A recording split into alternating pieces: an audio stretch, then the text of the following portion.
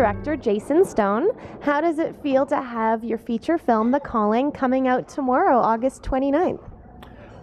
Super exciting. It's been a long time in the making, so it's great that it's finally coming together and getting to be seen. So hopefully people come out and check it. And how did you get so many Oscar-winning actors and Golden Globe-winning actors in your film? Susan Sarandon, Burstyn, Donald Sutherland. Sent a lot of bottles of vodka. No, it all came together mainly because Susan responded to the script. We sent it to her agent, and she read it and liked it enough to want to meet. And then I went over to New York to sit down with her, and we talked about it. And by the end of the conversation, she was in. And once she signed off and was ready to make the movie with us, I think other people took notice, and we were able to attract more talent. And serial killers are sort of a hot topic in the media and on TV and shows like Dexter and in film. Why do you think people are so intrigued by these horrible people? It's a good question. I think people are intrigued by things they either can't understand, or they have some part of their mind that maybe have a fear for themselves. So, everybody sort of fears that they have the capacity to do things that are a little crazy or a little a little wrong. And I think serial killers are the extreme version of that, and they are driven by such intense motives for whatever their reason, whether it's just for the perverse joy of killing or whether it's something else. In this case, it's much more religiously motivated. So I think it's nice to entertain the dark parts of your soul, and to see it sort of vicariously in a film. It's a way to entertain it without really having to, risk your life. Absolutely.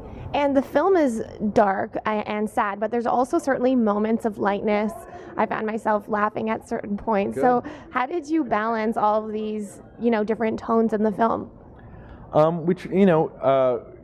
think that each scene you just want to try and make it as real and truthful as possible, and like even in everyday life, when to make a joke, and if there's a good time to make a joke. Sometimes the wrong time is the good time to make a joke because it diffuses a tense situation. Same thing with the film. It's a nice way to let the audience relax so that you can kind of start again and rebuild the tension. And I think also humor is a way we deal with difficult situations, and a lot of these characters are in pretty problematic situations, both emotionally and in their lives, outside of even the serial killer aspect of it. So when you're dealing with hard shit, it's nice to sometimes laugh at it because it's the only way you can tolerate and get through it. Absolutely. And you also have a wonderful fire scene in the film. I won't say too much, but I was just curious about sort of the mechanics of it because it looked awesome. Well, thank you. It was very limiting. We were going to do a much bigger burn, as they call it, to burn a larger set, but all we could get was a corner of the set built to burn. So we were just very strategic in how we did it, and a lot of the wider stuff. A lot of the wider shots that we did some of them were enhanced with CG. So we had a great effects team doing really great work that made believable fire. It's very easy to make really bad fire. So it was great that we had a group of really talented artists that could sell it. And what was it like working with these actors on set who have so much experience, and like Susan Sarandon, sort of an icon in her own right? What was that like for you?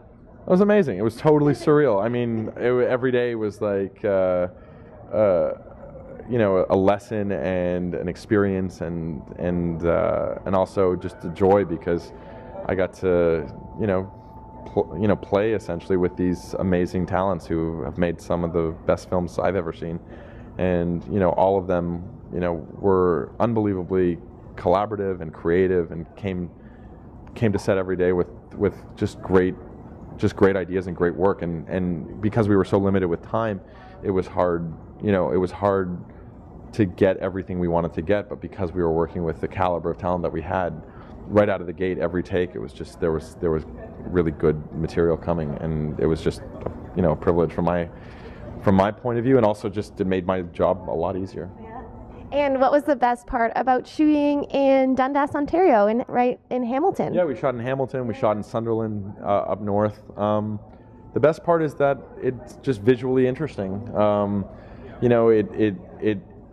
didn't have a lot of money or a lot of time to build sets and to dress them in the way that typically a film, a Hollywood film would. So we had to find places that really had the textures and the qualities that needed to be there from the start. So we would just walk in and try and make the changes that the limited changes we could, and then shoot.